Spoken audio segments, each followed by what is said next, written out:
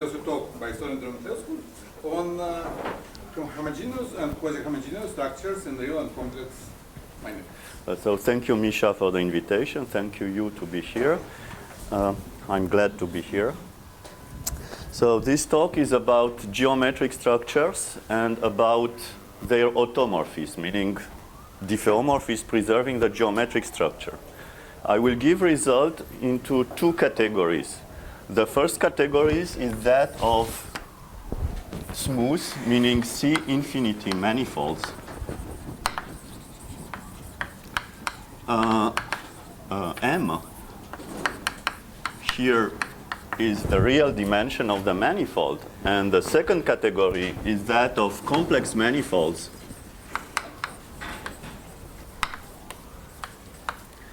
Here with complex dimension n. So they are smooth manifolds. And I will talk about geometric structures on these manifolds. And example to have in mind, and which will be interesting in the theorem I will give you, are the following. So first, good examples to have in mind are Riemannian and pseudo-Riemannian metrics.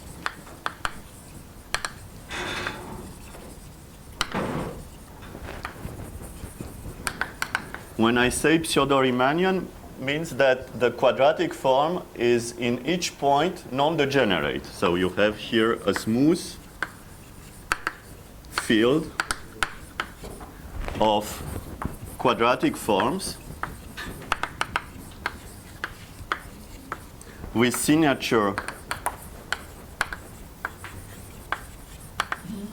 PQ such that the quadratic form is non-degenerate. And a special case of that is for P equal n minus 1, these pseudo-Riemannian metrics are called Lorentz metrics. Exactly as in the case of Riemannian setting, here you have a Levi-Civita connection. You have a unique Levi-Civita connection for which the metric is constant and which is torsion-free. And second example to think of as geometric structure are exactly those connections,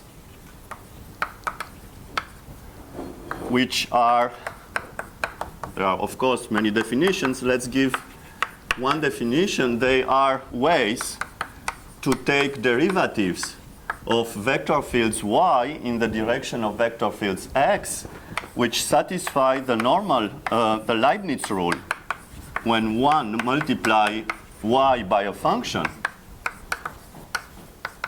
and it's tensorial in x. Those connections where the derivative commute for commuting vector fields are called torsion-free.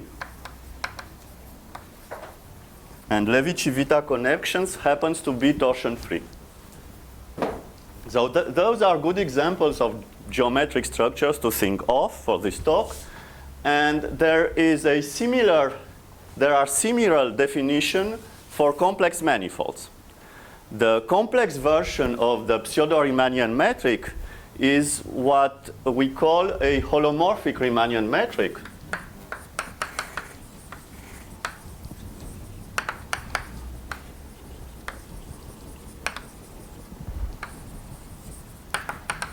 This is a holomorphic section of the bundle of complex quadratic form on the tangent, on the holomorphic tangent bundle on M, such that in each point of the manifold, the quadratic form is non-degenerate. For example, if you take a real analytic pseudo-Riemannian metric, its complexification will be this kind of holomorphic Riemannian metric. The flat example is dz1 square plus dzn square. This is the flat example.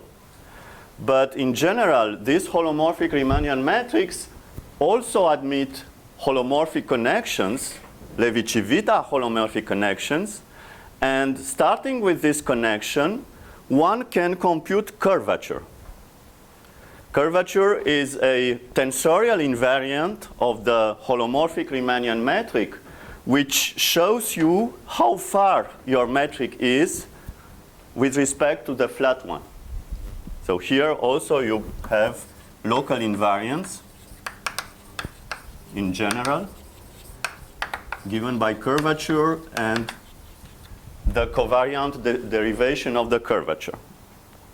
So here also you have holomorphic affine connections, which are good examples of holomorphic geometric structures on complex manifolds. Huge difference between the smooth case and the complex case is the fact that on compact complex manifold, you don't have this kind of holomorphic geometric structure. I will give you a rigidity result which shows you that this kind of holomorphic geometric structure do not exist in general. This is the following. This is a characterization of complex projective manifolds admitting holomorphic affine connections. So a compact Keller manifold endowed with a holomorphic affine connection is covered by a torus, meaning that there exists a finite unramified cover, which is a torus, and on the torus, this connection pulled back as a constant connection. Constant means translation invariant. So with respect with global coordinates, the Christoffel coefficients are constant. So if you want to look for interesting holomorphic geometric structures of this type on compact complex manifold, you have to look to non-Keller manifold.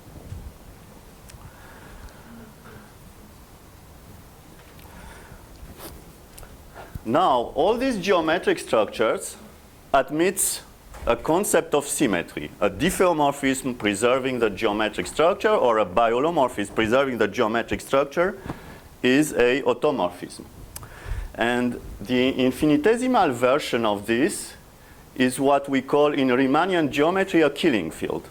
So here, by extension of the terminology, we'll call killing fields those vector fields for which the flow preserves the geometric structure. So K, a local vector field K is a killing field for a geometric structure G if its local flow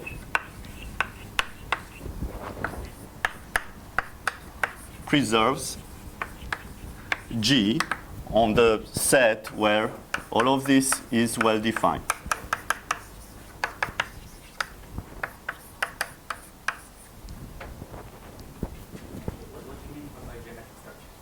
I mean, here, I think of pseudo-Riemannian metrics, I think of connections, but I will give you later a broader class.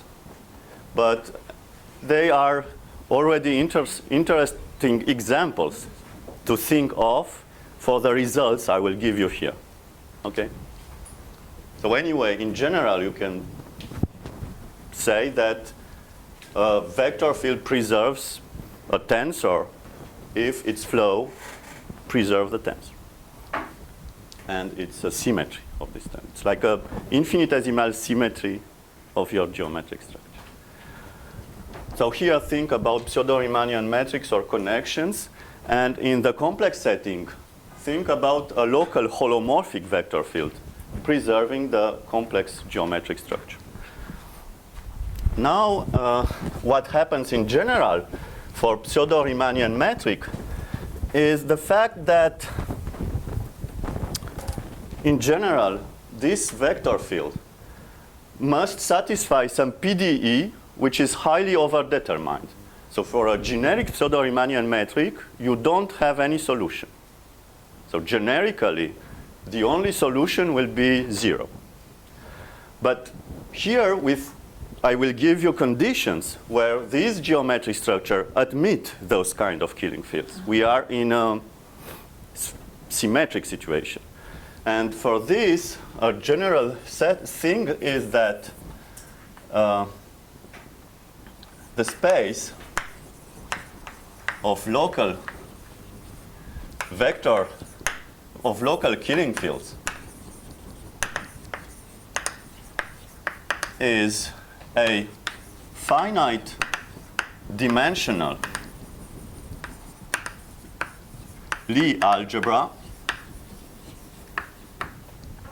So at least for pseudo-Riemannian metric, for connections. And in fact, it's a finite dimensional Lie algebra for a broad class of geometric structure, which are called rigid geometric structure by Gromov, and geometric structures of finite type by Elie Cartan. And the point is the following. This broad class of geometric structure is characterized by the following definition. If you look to a local diffeomorphism preserving the geometric structure, it must be determined by a finite jet. For example, for a connection, question? So you can ask question, please. Yeah.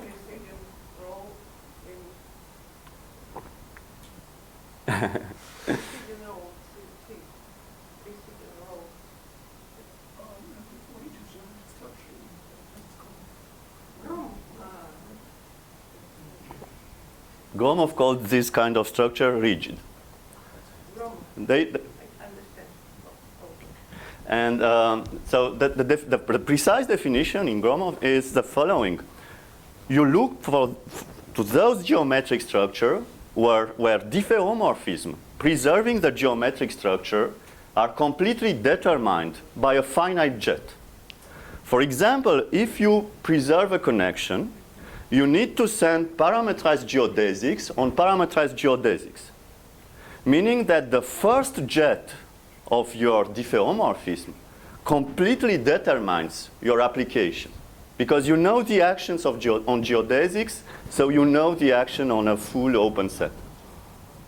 So that's why those pseudo-Riemannian metrics and connect are. What do you mean for a connection to be preserved by a vector field? I mean that the flow acts on the manifold by preserving the connection.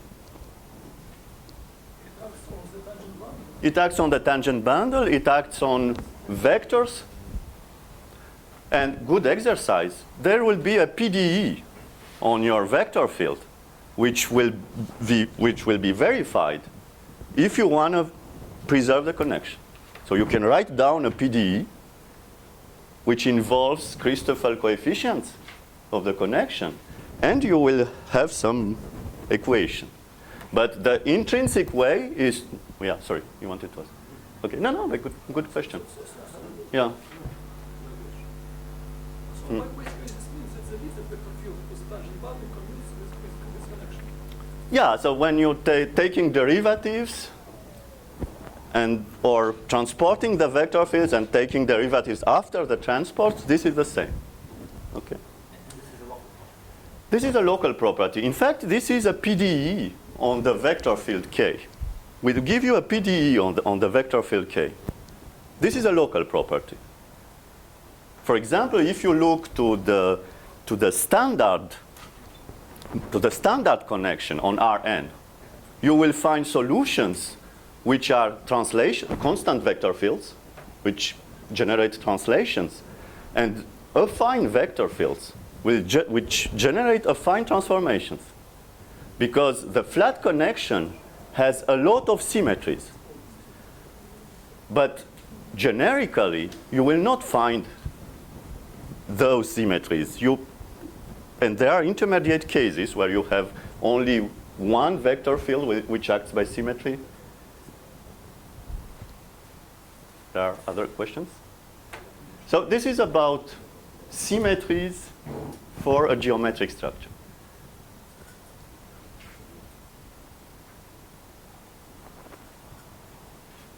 Okay. So this is a local killing. It's a sheaf. Locally, for any open set, you will have a Lie algebra, which is finite dimension. Now, I will give you results which tell you that you have lots of those symmetries. Well, I'll give you the first result in this direction. The first this result is in the smooth category. And then I will give you another result in the category of complex manifolds. Let me give you a result in the smooth category.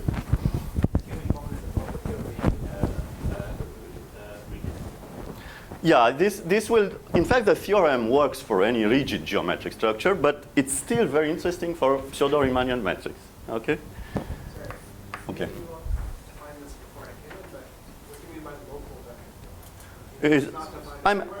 Yes, I mean, you can define global symmetries by being defined on all of the manifold. And in this case, you look to vector fields, which are defined on all of the manifold. But here, in this definition, you're only asking that it be defined in some neighborhood? Yeah, in some neighborhood of the point. But do you need, do you have to cover the whole?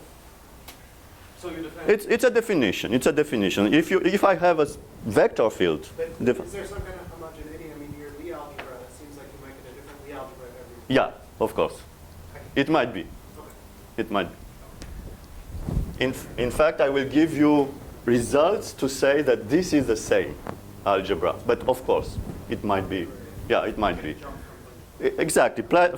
Take a flat metric. You perturb it on some set. So killing fields here, which are translation, will not work there. But of course. Let's give a result. So this is a theorem of Gromov in late 80s, which will say that under some condition, you have lots of those killing fields. So let G be a rigid geometric structure, but think about a pseudo-Riemannian metric on a manifold M, and assume that the automorphism group of this geometric structure acts with a dense orbit.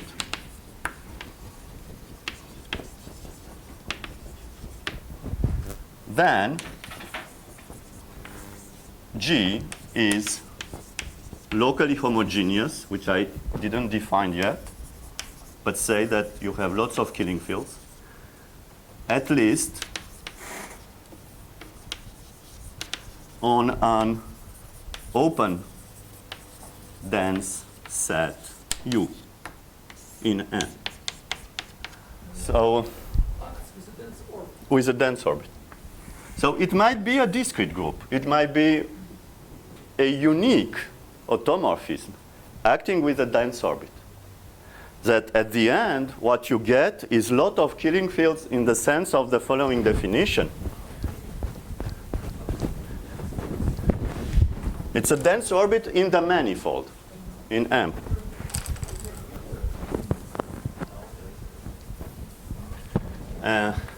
And the definition is G is locally homogeneous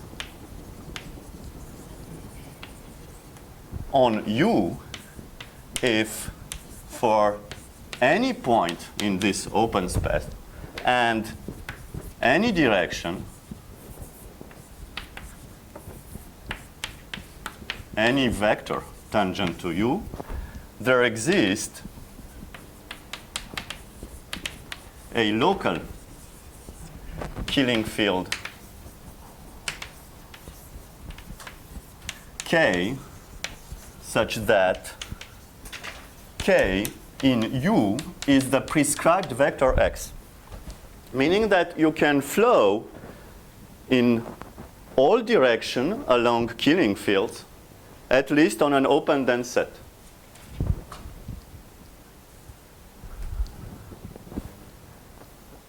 The first remark is that if you have an automorphism acting with a dense orbit, all scalar invariants of the geometric structure must be constant, because scalar invariants are constant on the dense orbit, so they will be constant on all of the connected manifold. But usually, scalar invariants are not enough to test local homogeneity. For Riemannian metrics on surfaces, it works. If you have a Riemannian metric of constant sectional curvature, it will be locally homogeneous. Locally spherical, locally hyperbolic, locally flat. But in general, you have other local invariants which are tensors, which are not scalar invariants. So for Riemannian metrics, this theorem was known because there is a stronger theorem saying that having all scalar invariants constant, we are locally homogeneous. But for pseudo-Riemannian metrics, sorry, Misha. I know effective results due to Tricheri, which gives you a bound on the dimension of the space. But I don't know who proved this first. It was Console and with some collaborator. But I was trying to track down the result. Okay. Console gave a talk and then died like the next year. Okay. I didn't know.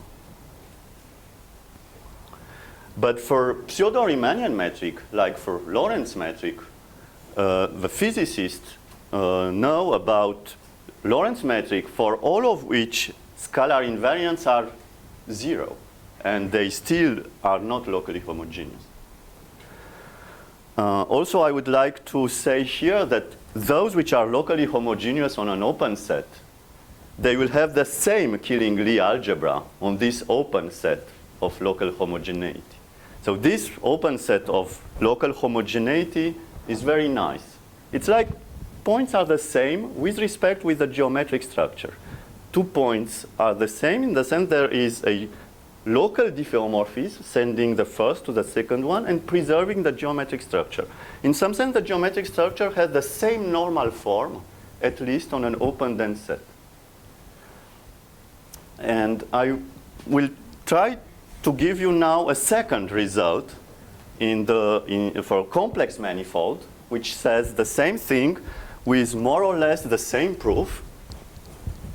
This theorem was first proved by Bogomolov for tensors.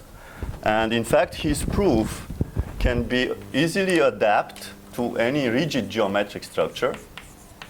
It's in the late 70s, I think. And the proof, the theorem is the following. Let G be a holomorphic rigid geometric structure on a complex, compact manifold M with algebraic dimension 0. I recall that algebraic dimension 0 means that you do not have any non-constant meromorphic function. All meromorphic functions on those manifolds are constant. This is the opposite of projective manifolds. So on this manifold, the conclusion is that G is locally homogeneous away from an analytic set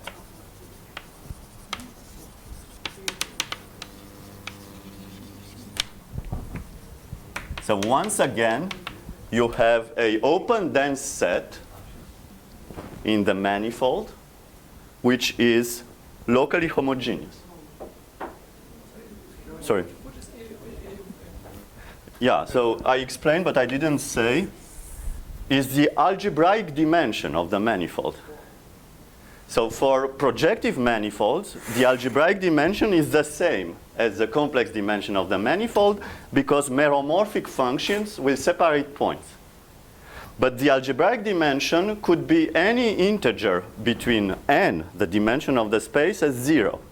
So in some sense, we are at the opposite world of complex manifolds, those which do not admit any non-constant meromorphic function. They are not algebraic at all.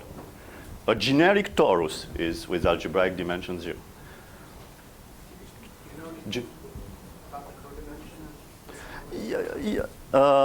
Could be a divisor.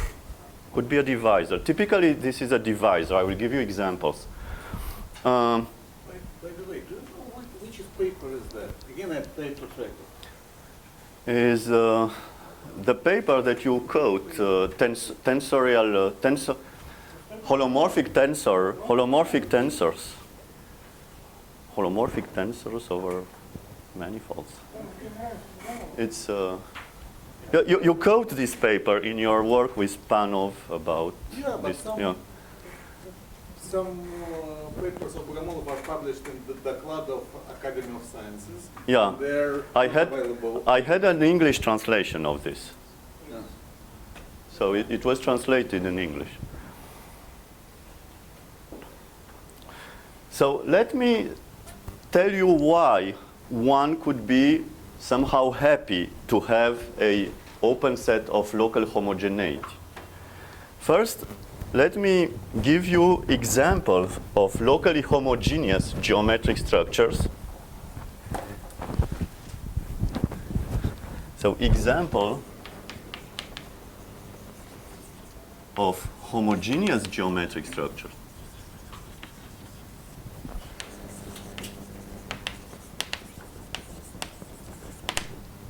Those two theorems, Gromov theorem and Bogomolov theorem, have more or less the same proof.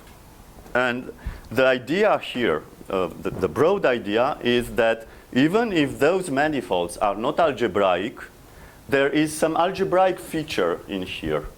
The action of jets of diffeomorphism on jets of geometric structure is algebraic. And one could apply geometric invariant theory, for example, Rosenlich theorem, in order to separate orbits in generic position by means of rational functions. And this is the main step either in Gromov and also in Bogomolov. It's the same proof in some sense, in two different contexts. Now, let me explain a little bit what happens on this open set of local homogeneity. First of all, when I think about local homogeneity, I think about homogeneous spaces, meaning that I have a Lie group and H, a closed subgroup,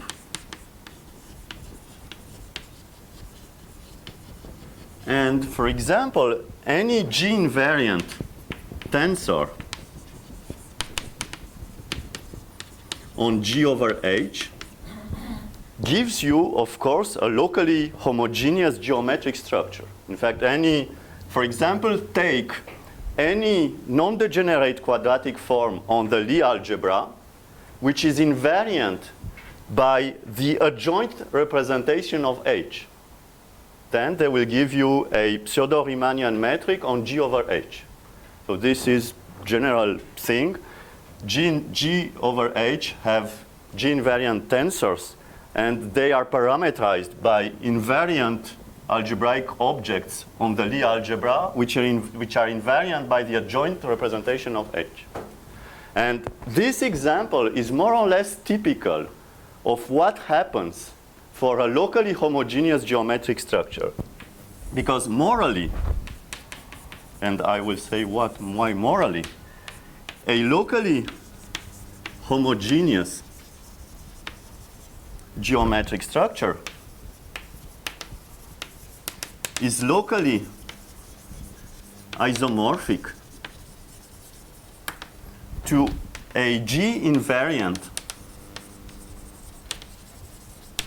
geometric structure on some G over H. So how do you construct this G over H? First, you can consider on this open set of local homogeneity, you consider the Killing Lie algebra. And by this very general statement of Lie, there exists a unique connected, simply connected Lie group associated to this Lie algebra. This G will be the candidate to be the symmetry group of your G over H. Now the second step is to construct H. You consider H the subalgebra of those G which vanish at some point, at some given point. This is a subalgebra, which is called the isotropy subalgebra in your Killing algebra. These are those symmetries which fixed a point. They fix a point. And this is the subalgebra, which is the candidate to be the subalgebra of H. So what you do is to take H being the image of the exponential in G of H. The point is that this group is closed in general in G, but not always. It could happen. There are examples. There are locally homogeneous metrics, Riemannian metrics, in dimension 5, where this H is not closed. So they are locally homogeneous, but there is no local model. There are general theorems saying that H, under some condition, is closed in G. I will give you a nice general theorem, which is in the PhD thesis of Mostov in the 50s. So Mostov proved that is closed in G as soon as the dimension of G minus dimension of H is less than 5.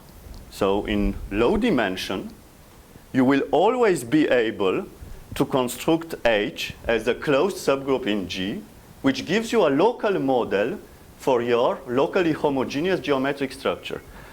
If you are on a space of dimension less than 5, by construction, dimension of G minus dimension of H is less than 5. H is equal to what? H will be the image by the exponential map in G of this subalgebra, which is the isotropy subalgebra. Is the closed subgroup, by Lie theorem, is the closed subgroup associated to this subalgebra. It will be closed under some conditions. So locally homogeneous in the sense of the infinitesimal theory is the same as being locally modeled on a homogeneous space under some condition. And Mostov showed in his thesis that this is always true for spaces of low dimension, lower than 5. The definition is the same. So, it's okay, Alexei? So it's most of proof that it is closed as soon as Yeah, sorry. H is closed in G as soon as dimension. Yeah. It's not if and only if. If this dimension is less than 5, then H, it's a necessary condition. What happens if we have this model? If we have this model by construction, now we have this space X, which is G over H. In this case, X, which is G over H, admits by construction a G invariant geometric structure locally isomorphic to our starting geometric structure in U.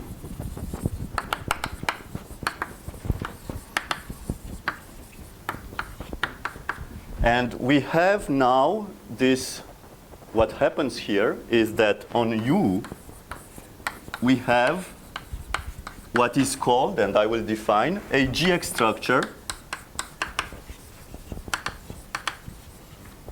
in the sense of Ehresmann-Thurston.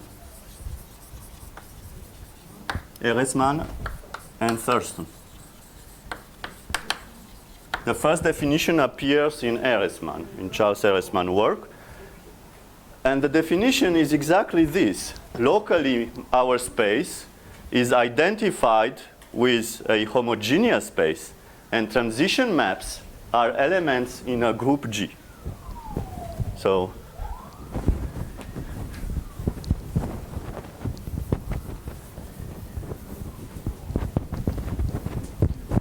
this is another classical definition, a GX structure. So U is covered by open set, and each open set is diffeomorphic with an open set in X such that the transition maps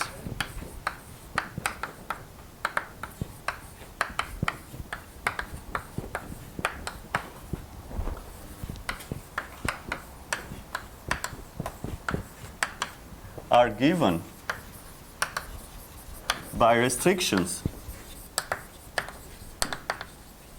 of elements in G. So the point of view here is that you have a model, which is a geometry, like Euclidean geometry, hyperbolic geometry, spherical geometry, affine geometry, projective geometry. All of those are geometry in the sense of Klein. G is the symmetry group of this geometry. Here you have like an atlas. Open set are identified with open set in X. Of course, if I take X Rn and G diff de Rn, I have the definition of a manifold. But here, this is much more restrictive because G is of finite dimension. So you need to think about Euclidean space or about spherical space. And every feature in X, which is G invariant, have an intrinsic meaning on your space U, because it's invariant by transition maps. In some sense, what you have here, you look to, for U, to those local charts where your geometric structure has a given normal form. And they will form an atlas with transition maps in a group of finite dimension. So it's like normalizing your geometric structure locally, which gave you like a very restrictive atlas where transition maps lie in a group of finite dimension. So this is the definition of a GX structure on a manifold. Here the manifold is U, the space where the geometric structure is locally homogeneous. So the idea is to look only to those coordinates where the geometric structure has a normal form. For example, if you have a vector field you have a vector field of a manifold of dimension 1. You look only to those coordinates or where your vector field is ddx. It's like an atlas where the changing of coordinates are only translations. This is an example. Now, what is the geometry of a G here? Sorry. When you say in this case, you mean when H is closed and... Yeah. So, for example, So if the Hilling form on the Lie algebra is non-degenerate, then you get some kind of pseudo-Riemannian thing on the quotient. Otherwise, what is this? So the idea, so you're right. You can do in this sense. But I go in the other direction. So someone gives me a geometric structure. I will give you example. Give you a geometric structure which is locally homogeneous by Bogomolov or by Gromov theorem. Then I get some homogeneous space that I want to understand. But of course, this what you ask is... Are you claiming that there's going to be some Lie theoretic way locally? Of course, yeah, of course. For example, here you have maybe the easiest situation is uniformization theorem for surfaces. Any surface admits a metric of constant sectional curvature. The other way around, you have the characteristic class, which is the integral of the curvature, gives you a condition saying that on a torus you cannot have hyperbolic geometry. So this is an interaction. And general question, for a given manifold, what are GX structure? And the other way, okay? What are GX structure compatible with a compact manifold? All these are interesting questions.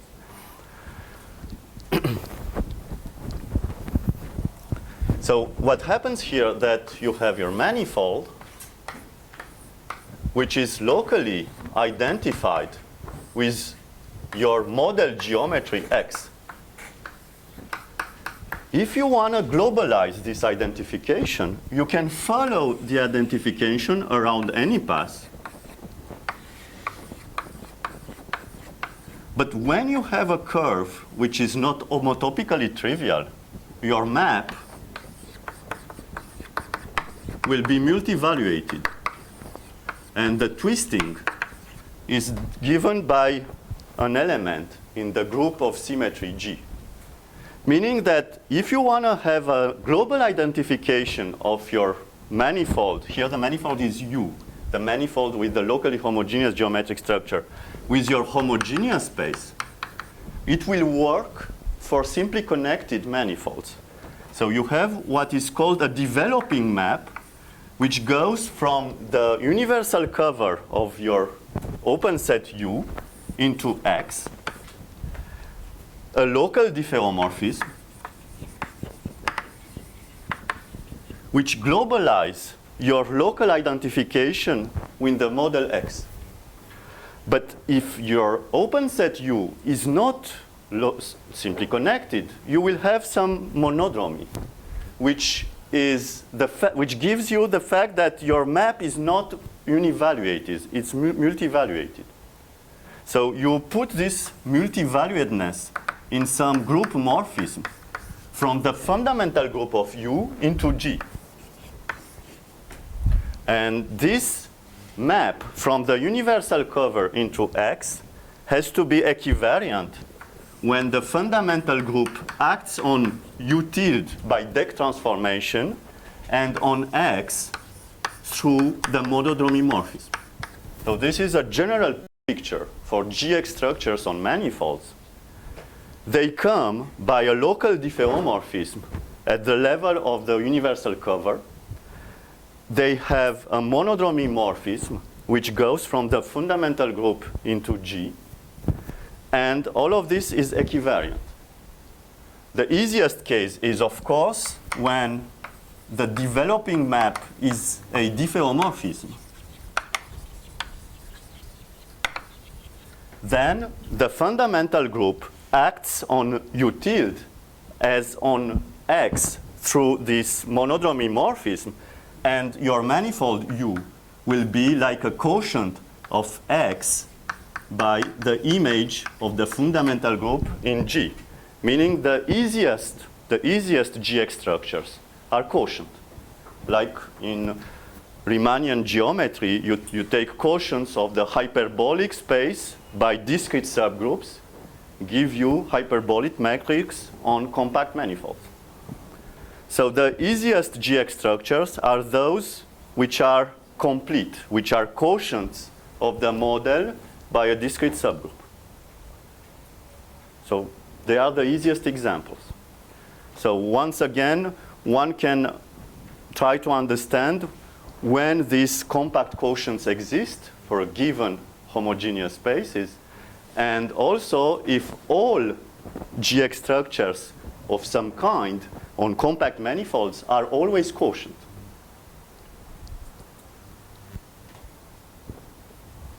And there is also a nice result of Ehresmann in this direction. Ehresmann shows that this monodromy morphism is very important. If you can perturb this monodromy morphism as a morphism group, this will correspond to other GX structure in the neighborhood of a given one. So locally, GX structures are the same as monodromy morphism. So it's a nice way to understand GX structure for a given GX model, to take perturbation of this group morphism. So all of this happens on the open set of local homogeneity if you can construct this model G over H.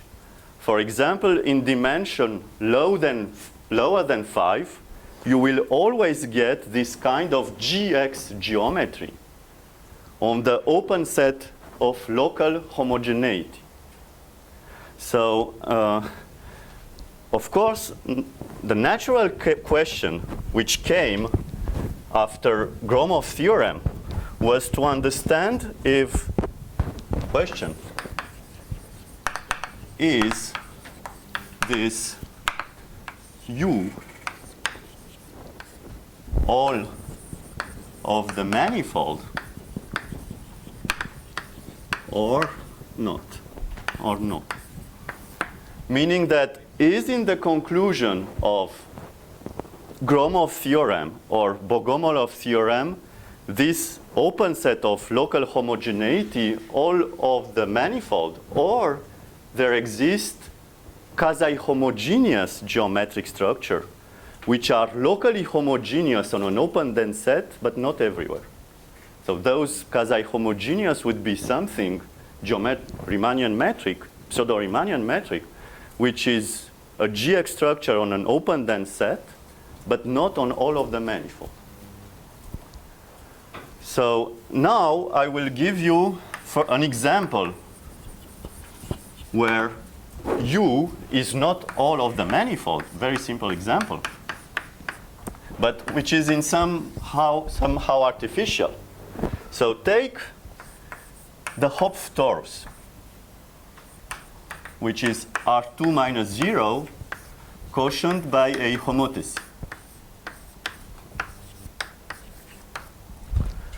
So this gives you a torus endowed with some affine structure, because the standard affine structure on R2 minus 0 descends on the quotient. So the standard connection descends on the quotient.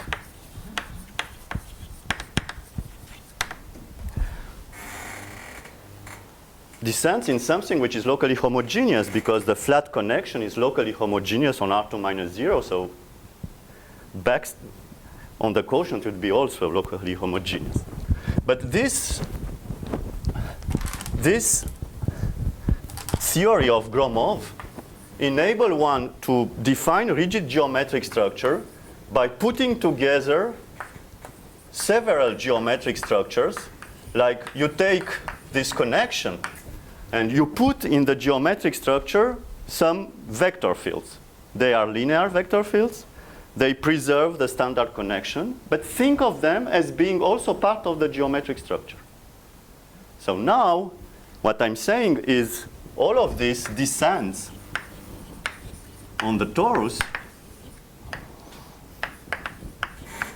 because they are invariant by homotopy.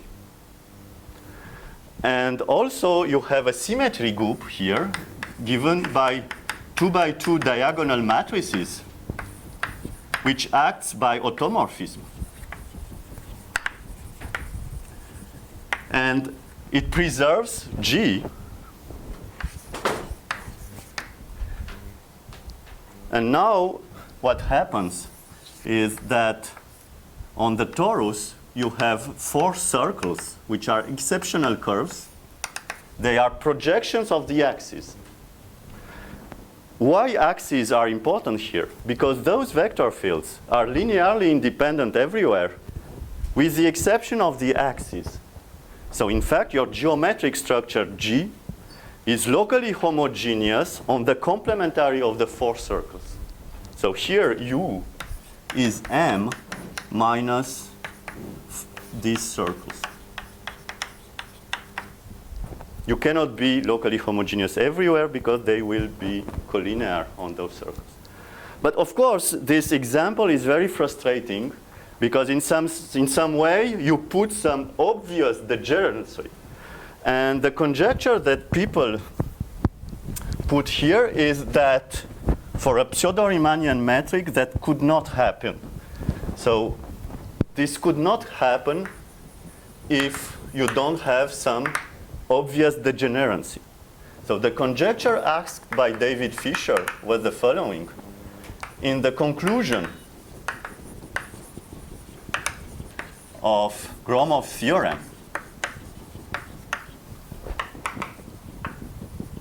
U is all of the manifold as soon as M is compact and your geometric structure is what is called a G structure. G structure means that you don't have obvious degeneracy. For example, pseudo-Riemannian metrics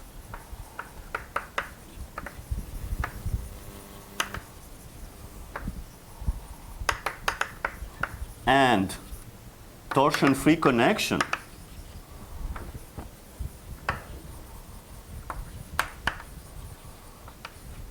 are G structures. So it could work for pseudo-Riemannian metrics if you don't have some obvious degeneracy. And David Fisher asked about this. But for this to do, is it known? I mean, for pseudo-Riemannian, it seems to be. So I'm coming now. Why people were interested by pseudo-Riemannian having this Gromov action with a dense orbit? Because people succeeded to use Gromov theorem to prove something else, to prove a theorem which interested people in dynamical systems. And this is a different story. This is the story of smooth Anosov system. So people used this, for the first time, Gromov theorem to classify some smooth Anosov system.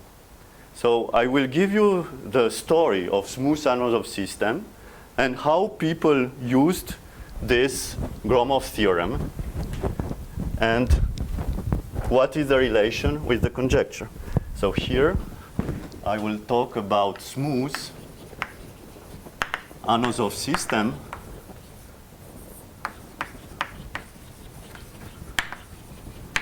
and the classification given by Gis and after Benoit, Foulon, and Laborie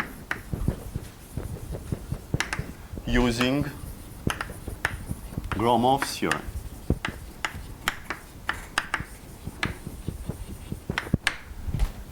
So I don't know if it's a good point to make a break or, yeah. So after the break, I will show what is the question, how Gromov theorem helps to settle the problem, and what the relation with this conjecture.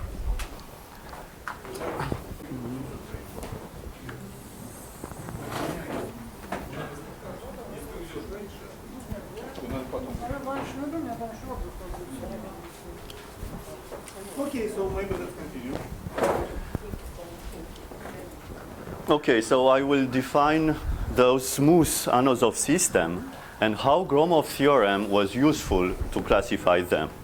So we can define Anosov diffeomorphism. Here I will define Anosov flows.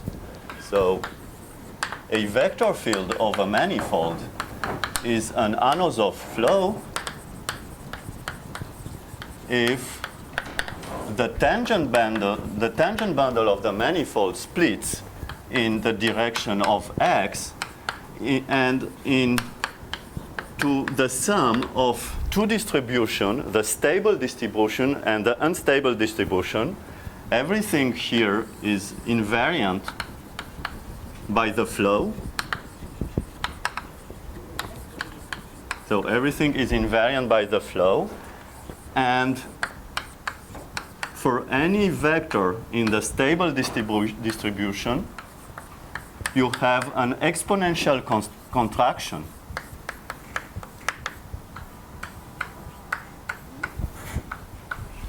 for positive time, and in the unstable distribution, you will have a exponential dilation in positive time.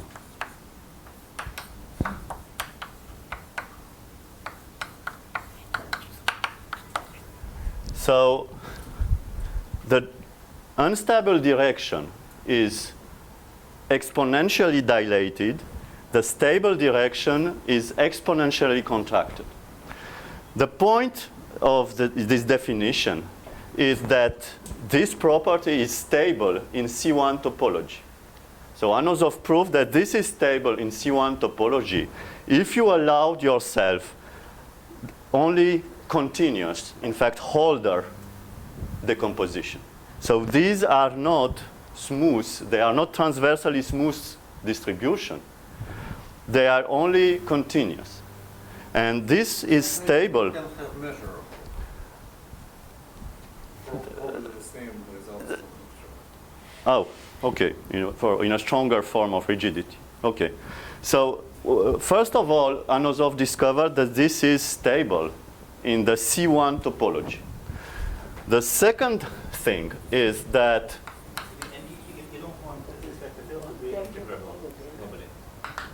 the vector field is smooth. The diffeomorphism is smooth. But those are integrable. They are foliation. This is the proof of if you have this, they will automatically be integrable. But they will not be transversally smooth. And those which are smooth, X is a smooth Anosov system if these foliations are smooth. So the smooth ones are interesting, but they are not stable. I will give you example of smooth Anosov system. Pay attention to the terminology. All Anosov systems are smooth as vector fields. The decomposition is not smooth in general. Asking for an Anosov system to be smooth is asking something about stable and unstable foliation. So the question that people wanted to ask is classify smooth Anosov system.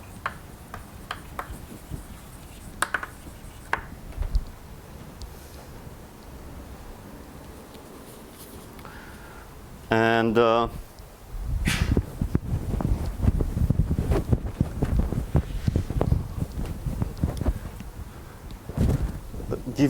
will give you examples. First example of an Anosov diffeomorphism, I will give you a flow after, is to take in dimension 2 a hyperbolic linear automorphism of a torus. So this acts as a linear hyperbolic automorphism of the torus. The point is that there are two eigenvalues which are one greater than one, the second lower than one, and the two eigenvalue, the two eigenspaces are those stable and unstable foliations for a diffeomorphism. So for a diffeomorphism, you don't have any X here. You have just decomposition. Now, if you want to have a Anosov vector field, you take a suspension of this hyperbolic linear automorphism. So you take T2 times R, and you take the identification of xt with ax t plus 1. This gives you a Anosov vector field, which is smooth because the stable and unstable foliations are smooth lines. So this is one example given by suspensions of linear hyperbolic automorphism over two torus. So they are bundles over that circle with fiber a torus, and in this manifold you have an Anosov smooth dynamical system. The other important example discovered by Anosov was the geodesic flow for a hyperbolic surface sigma, and you look to the unitary tangent bundle acted on by the geodesic flow. Okay, you take a unitary vector here, you flow along the geodesic flow, gives you an R action on the unitary tangent bundle to the hyperbolic surface. And the important discovery is that this is Anosov. And if you take perturbation in the C1 topology, it stays Anosov. Like here, linear hyperbolic automorphism of the torus, if you take some perturbation, it will stay Anosov. Even if in general the distribution are not smooth. Algebraically here, are there any questions? In order to understand the geodesic flow on the unitary tangent bundle of the surface, I recall you that the unitary tangent bundle to a hyperbolic surface is a quotient of SL2 of R. SL2 of R is the isometry group of the hyperbolic plane. The isometry group of the hyperbolic plane acts freely on the unitary tangent bundle of the hyperbolic plane. So SL2 of R is the unitary tangent bundle to the hyperbolic plane. And here, if you think of the surface as being uniformized, like the quotient of the hyperbolic plane by a discrete subgroup gamma in SL2 of R, which is once again a GX structure, any hyperbolic surface is uniformized by the upper half plane, and it's a quotient of the upper half plane by a discrete subgroup in the isometries of the upper half plane, which is PSL2 of R. So the unitary tangent bundle is in fact a quotient of SL2 of R by a discrete subgroup in SL2 of R. So this is a compact manifold, a homogeneous space of SL2 of R, and the geodesic flow on SL2 of R over gamma is in fact the action of the one parameter group of diagonal matrices acting on the left. This is the geodesic flow. And the stable and unstable distribution here are given by the foliation given by the action on the left hand of those matrices which are unipotent upper triangular and lower triangular. Gives you the two foliation which are dilated and contracted by the geodesic flow. So algebraically, this is the unitary tangent bundle with its geodesic flow. And now I will give you Gis theorem in dimension 3 which classifies all compact manifolds in dimension 3, which admits a smooth Anosov flow.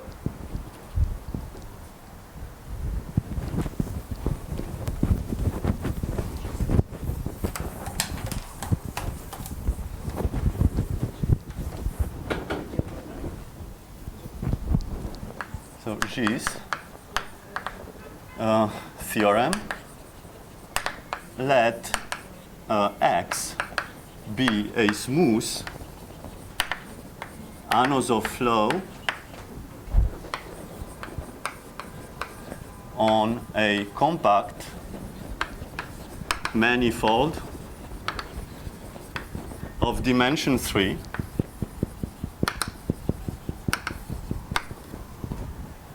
then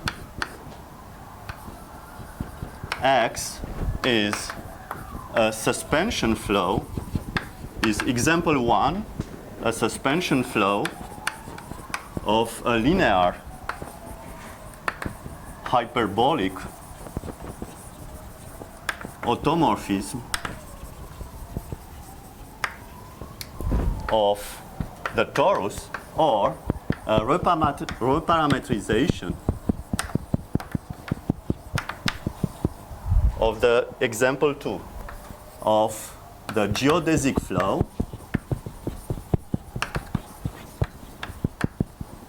of the unitary tangent bundle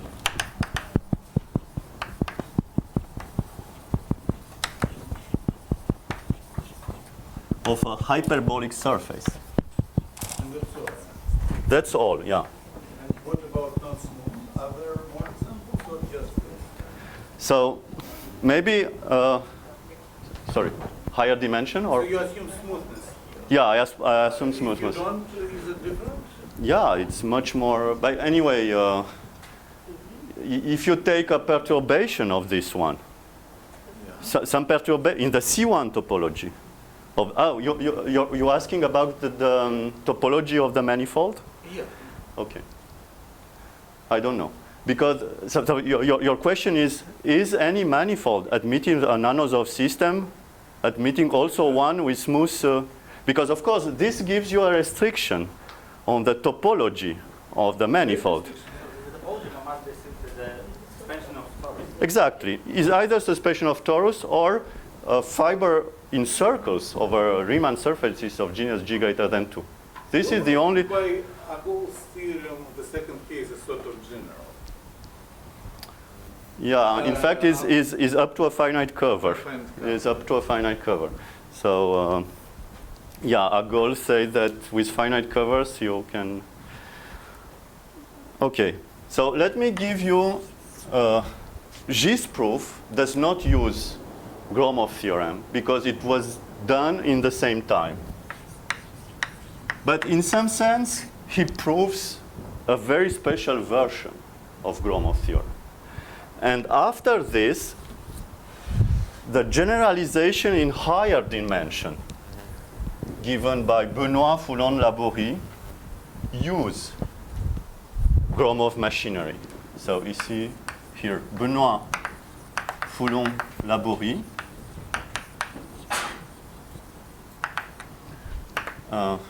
theorem, smooth Anosov system which are contact are reparametrization of the geodesic flow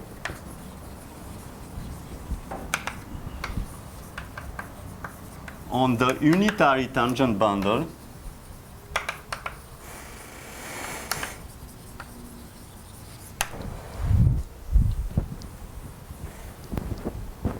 of a locally symmetric Riemannian space of negative curvature.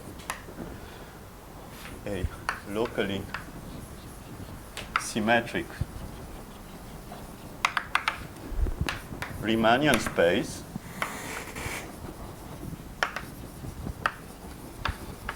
with negative curvature.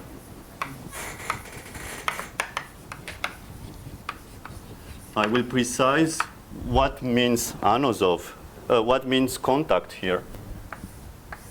Contact means that if you look to the Liouville form, which is the one form measuring x by 1 and having the stable and unstable distribution in its kernel, then you ask that this will be contact. So your manifold is, that manifold is of odd dimension, and their theorem will say that the only smooth contact Anosov flows are reparametrization of the geodesic flow of the unitary tangent bundle of a locally symmetric Riemannian space with negative curvature. So in fact, they use Gromov machinery. And I know the story by Yves Benoit. I will give you the idea of the proof. They proved this result, and there was another team trying to prove the same around Katok. And this other team said that Gromov theorem is not true because the proof is not so precise. So that's why Benoit and then Labourie tried to write down another proof of Gromov theorem, which is more precise, to convince people that Gromov theorem is true, and so their theorem. That to begin with, I mean, who proved that before Katok said that claim? It was just Foulon-Labourie? So Katok was trying to prove this result in the same time as Benoit, Foulon, and Labourie.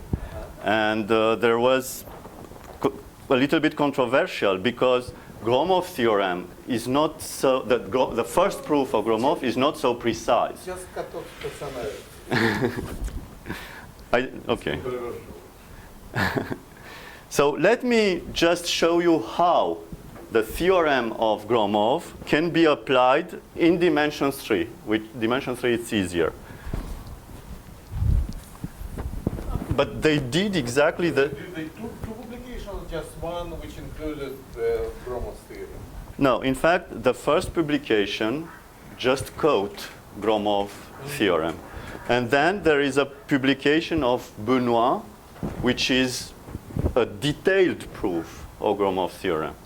And Labourie also gave another proof of Gromov theorem, and then several people. At the time, people were not so, maybe so, Gromov theorem is in a huge paper with many interesting things. And this particular theorem was not the most important thing in his paper. So when it was, when did it happen? This is in the 90s. Maybe 92, early in the 90s. So let me give you the idea of the proof. You want a rigid geometric structure. The rigid geometric structure will be a Lorentz metric in dimension 3 and a pseudo-Riemannian metric in higher dimension. Give you the dimension 3. The first step of the proof, which is hard, there exists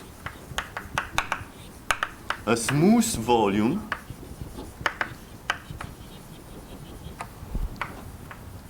which is preserved by X.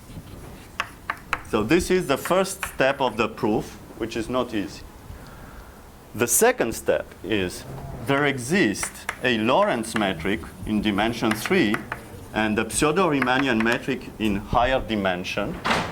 So this is just from Anosov properties. Yeah. So the point is to show that the Anosov vector field is a killing field for a rigid geometric structure. It preserves some rigid geometric structure. And here, this rigid geometric structure is the following Lorentz metric. You decide that the length of your vector field is 1. You decide that the two stable and unstable directions are isotropic,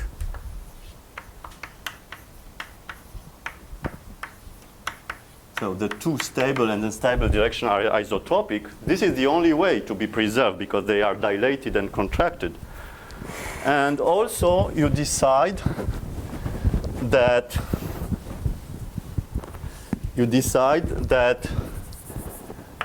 they are orthogonal to X. Yeah, but second follows from the first because you just And you decide that their product is given by the volume form. And with all this definition, you will have this Lorentz metric having the stable and unstable distribution as isotropic lines.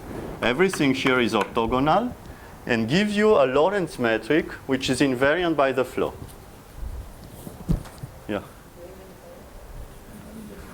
Now you apply Gromov's theorem to this flow because it's known that Anosov systems are transitive. They admit dense orbit. So the flow of X is transitive, topologically transitive, admits dense orbit, a lot in fact. This implies that G is locally homogeneous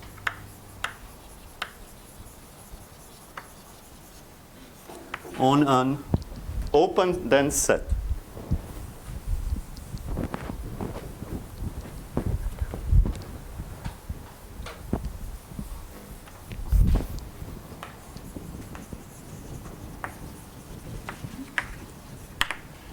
So on U,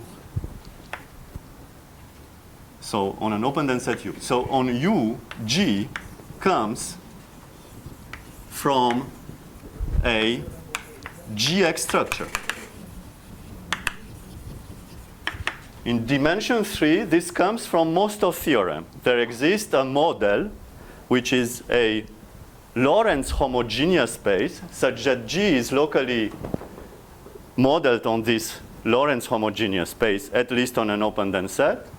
In higher dimension, there was a gap in the first version of Benoit Follon-Labourie, and they were very unhappy because they discovered that this model does not exist each time. And in their paper, there are like 3 pages to understand the structure of the Killing algebra, the structure of the isotropy subalgebra, and prove that they have a model in any of their cases. So anyway, in dimension 3, you have models. And the third step, which use geodesics along stable and unstable distribution, is to show that U is all of the manifold M. Meaning that your manifold now is rigid. You have some geometry, which is a GX structure on the manifold. So M admits a GX structure where X is a Lorentz space.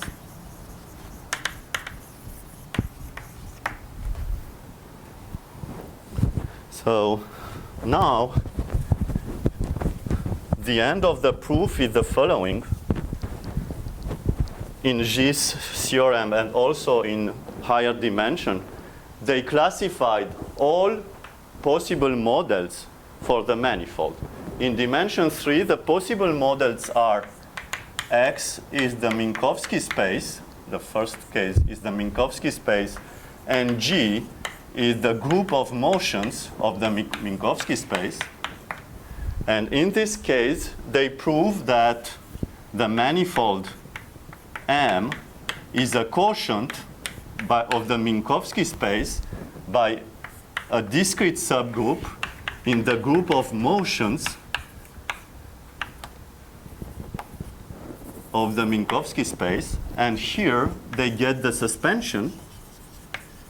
In the suspension case, you have a flat Lorentz metric, which is preserved. And the second case is the case of SL2 of R. Here on SL2 of R, you have the Killing metric. The automorphist group of the Killing metric, which is a Lorentz metric of constant sectional curvature, is SL2 acting on left and SL2 acting on the right. So the automorphist group is SL2 times SL2. And here G is R times SL2, where R is the group of the one parameter group given by the geodesic flow. So in fact, what Gis proved is that either your flow preserve a flat Lorentz metric, either it preserve a Lorentz metric of constant sectional curvature, which is locally isomorphic to the Killing metric on SL2 of R. And here he shows that M should be SL2 of R quotient by a discrete subgroup in R times SL2 of R. So this gives Gis proof. Well, The I don't. yeah. Gamma is R in R times SL2 of R, but R times SL2 of R, how it acts on this M, on SL2 of R. If I don't put R here, it acts only by right. From the right by one and from the left by another. Hmm? I see. Oh, thanks. And this R is how it is embedded? It is parabolic or hyperbolic? No, this one, Oh, the geodesic flow.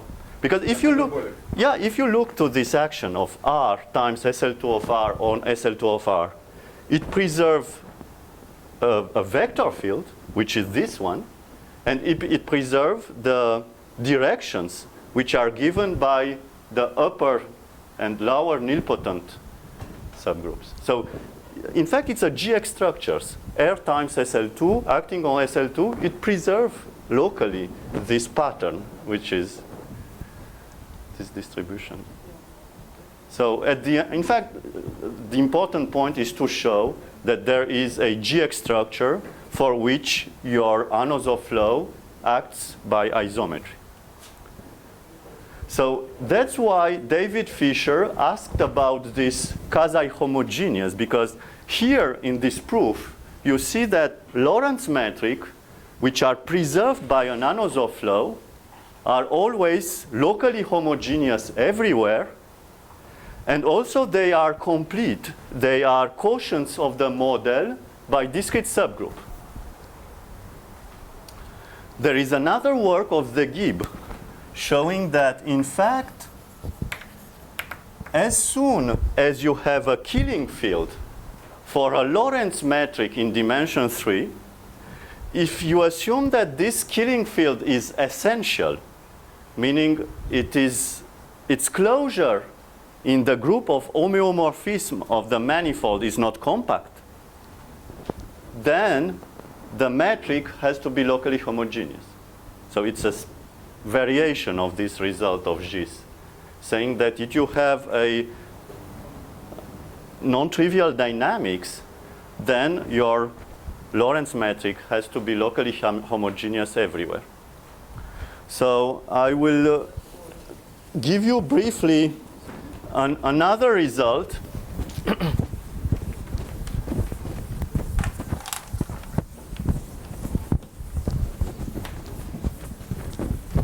I will give you briefly another result, which is a theorem with Karin Melnik,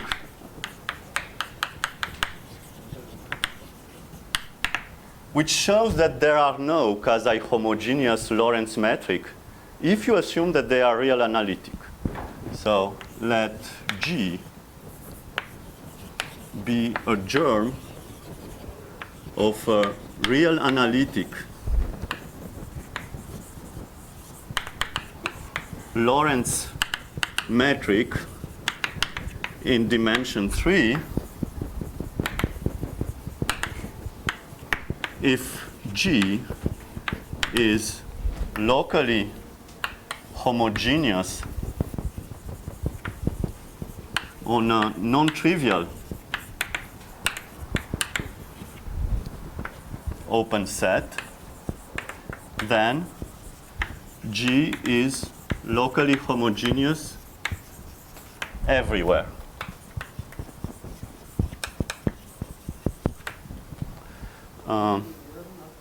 So you don't have those quasi-homogeneous Lorentz metric, even if you don't assume any dynamics. And of course, here, the assumption, which is a little bit cheaty, is to assume that the metric is real analytic.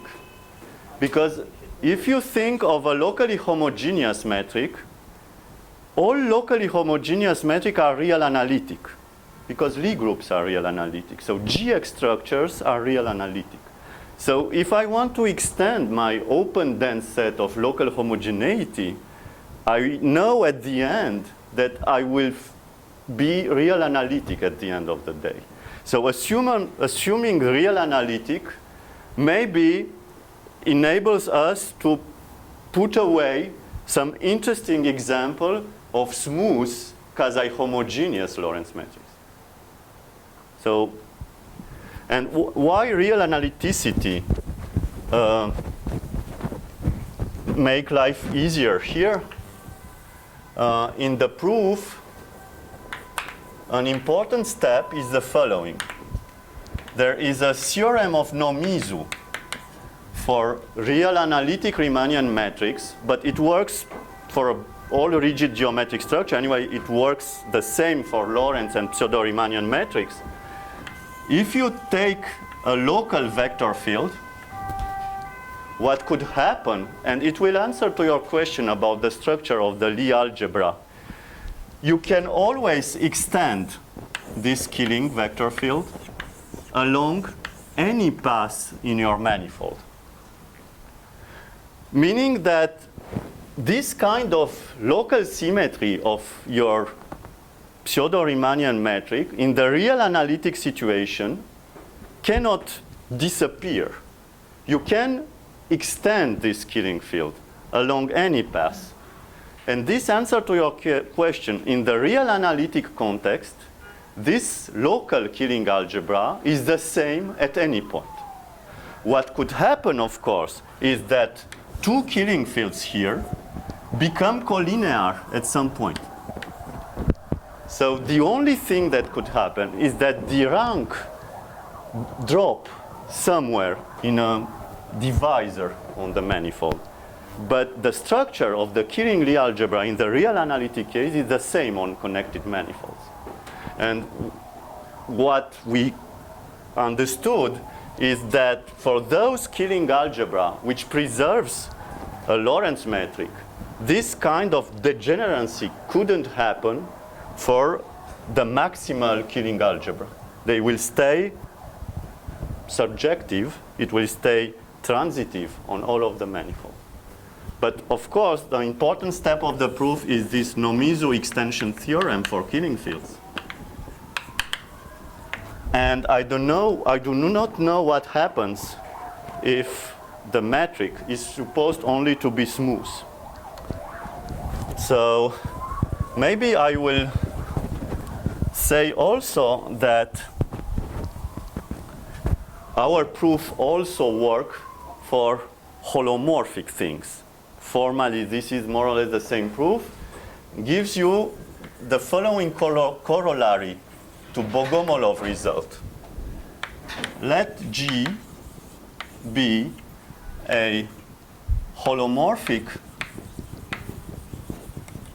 Riemannian metric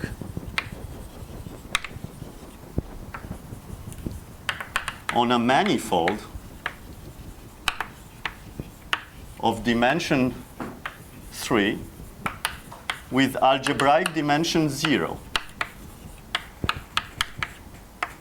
We know by Bogomolov that the holomorphic Riemannian metric must be locally homogeneous on an open dense set. But this theorem says that it will be locally homogeneous everywhere. So then G is locally homogeneous everywhere.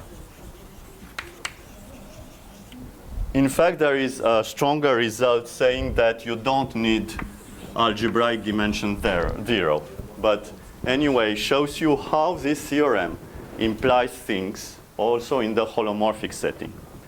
And now maybe I will finish with an example of quasi-homogeneous geometric structure, because what we have seen up to now are only locally homogeneous geometric structure, or a quasi-homogeneous thing with vanishing vector fields, which is maybe not interesting enough. So let me give you a local example of some quasi-homogeneous thing. It will be an example of quasi-homogeneous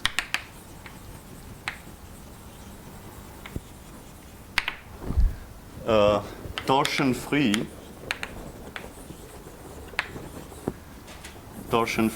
analytic affine connection in dimension 2. I will give you first an example, then a classification of all of those. First example is the following.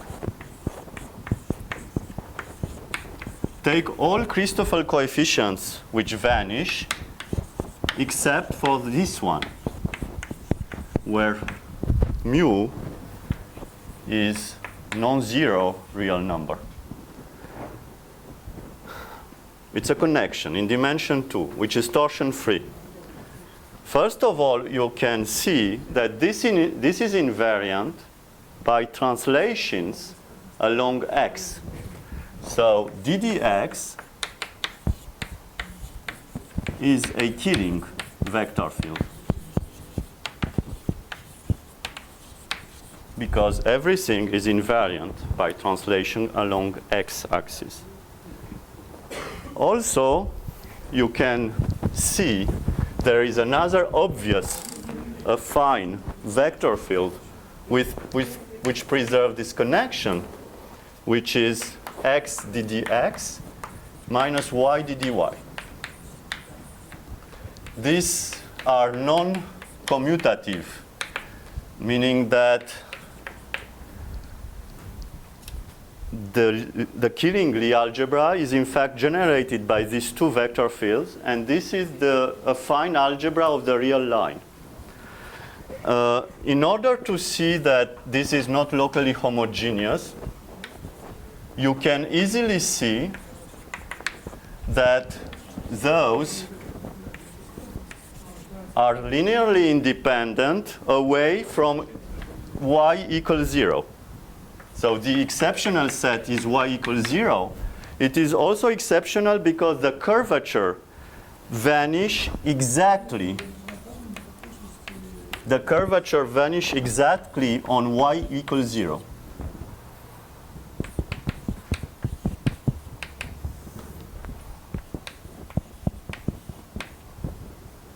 So the curvature is a tensor which is non-zero away from y equals 0. Show you that it cannot be locally homogeneous everywhere because the curvature is invariant. And in fact, this is the maximal Killing Lie algebra. There are several features here. The Killing Lie algebra is that of the affine group. The exceptional set is a geodesic. And all these Killing fields are linear, meaning they also preserve the flat connection. So this connection happens to be non-locally homogeneous, but the symmetries is a subsymmetry algebra in the symmetry algebra of the flat affine connection. And we have the total classification of those quasi-homogeneous connection in dimension 2. And all of them admit this kind of feature. So I will give you just qualitative classification. We have with Adolfo Guillot, we have all the classification of those real analytic torsion-free classification of real analytic torsion-free quasi-homogeneous connections in dimension 2. But what is it? What the qualitative thing is that the Killing algebra is either the affine algebra or SL2 of R. The exceptional set is a point or a geodesic through 0. The third point is that this Killing algebra is linearizable. Meaning, in all cases, you also preserve a flat affine connection. And why we were interested in this? Because we wanted to find a counterexample to David Fisher conjecture with this torsion-free real analytic connection in dimension 2. So we wanted to know which of these germs will compactify on a compact surface. But if one of these germs compactify on a compact surface, since you have also a flat affine connection which is preserved, this compact surface will admit a flat affine connection. And by Benzekri-Milnor result, among compact surfaces, only torus admit flat affine connection. And in fact, it happens that some of these germs, they globalize on a 2 torus. So we have the classification of these germs which extend on a 2 torus. So we have with Adolfo Guillot classification of those germs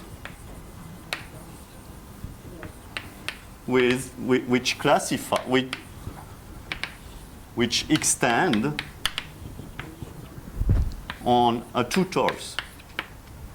And they have the following feature.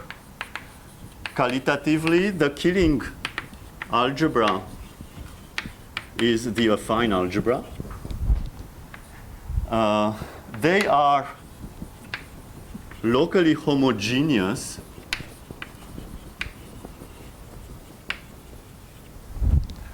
on the 2 torus minus a finite number of circles. So in fact, all these circles are homotopic. Like in the example I gave you, they are several, they are geodesics, homotopically equivalent. In the neighborhood of those geodesics, we have one of the normal forms in the first theorem. And this is not a counterexample to David Fisher thing, because they only have a global symmetry group, which is exactly one of those Killing fields, which is globally defined, but it's periodic on the torus. The automorphism group is periodic on the torus. Exactly one of those vector fields is globally defined, but it's periodic. So this is, in some sense, the proof of David Fisher conjecture for real analytic torsion-free connection in dimension 2. So our idea would be, the starting idea was to have a counterexample. So it's not a counterexample.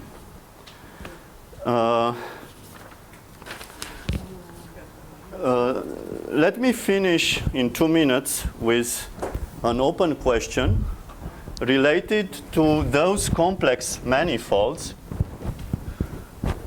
admitting a holomorphic Riemannian metric. So I gave you a theorem saying that holomorphic Riemannian metric of manifolds with algebraic dimension 0 are always locally homogeneous on an open dense set, and in fact on all of the manifold by our theorem with Karin Melnik. In fact, the theorem is more general on compact complex manifolds, on compact complex manifolds of dimension 3, all holomorphic Riemannian metrics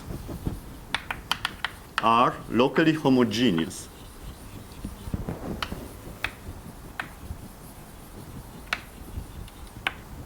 In fact, the point is, for algebraic dimension 0, I show you the idea of the proof, Bogomolov plus this result with Karin Melnik. For algebraic dimension 3, say projective manifolds, I gave you a result saying that projective manifolds with holomorphic affine connections are just complex torus. So for projective manifolds, there are not interesting examples. So what one should prove here is for algebraic dimension 1 or 2, there is the algebraic reduction, which gives you vibration and tools in order to prove that these holomorphic Riemannian metrics are locally homogeneous. But we still do not understand exactly the complete classification. Here, what we know is that up to a finite cover, as in G's theorem, M, the manifold here, admits a holomorphic Riemannian metric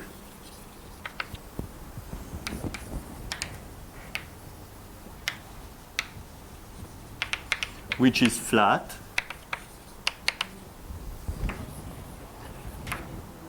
or locally modeled on SL2 of C with the Killing form. And the conjecture is the following.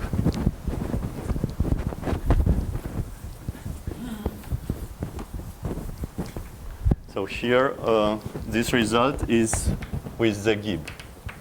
What we did is we looked to all these GX structures, which are compatible with a compact manifold, and up to a finite cover, our manifold has to be modeled on SL2 with G SL2 times SL2, or on the flat complex Euclidean space.